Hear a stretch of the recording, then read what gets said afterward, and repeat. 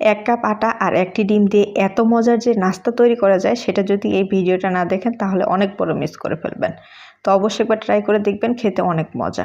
1 cup আটা, 1/4 চা চামচ লবণ আর 1 টেবিল চামচ রান্নার তেল দিয়ে খুবই ভালো করে মিশিয়ে নরমাল পানি দিয়ে একটা সফট ডো তৈরি করে 30 মিনিট ঢেকে রাখবো। কড়াইতে 1 চামচ তেল গরম করে হাফ চামচ জিরা ফোড়ন দিয়ে 1 কাপ পেঁয়াজ কুচি, 2টি কাঁচামরিচ কুচি, হাফ চামচ লবণ দিয়ে যতক্ষণ না পেঁয়াজটা নরম হয় ততক্ষণ ভেজে নিয়েছি। 1/4 চামচ হলুদের গুঁড়া, 1/4 চামচ মরিচের গুঁড়া, হাফ চামচ ম্যাগি মশলা দিয়ে ভালো করে মিশিয়ে নিলাম। হাফ চামচ চাট মশলা দিয়ে আবারও ভালো করে মিশিয়ে পেঁয়াজগুলো একটা সাইড করে 1 টেবিল চামচ তেল দিয়ে একটি ডিম দিয়ে ঝুরি করে পেঁয়াজের সাথে মিশিয়ে নিব। 1 চামচ টমেটো সস, ধনেপাতা কুচি দিয়ে ভালো করে মিশিয়ে নামিয়ে ঠান্ডা করে নিব।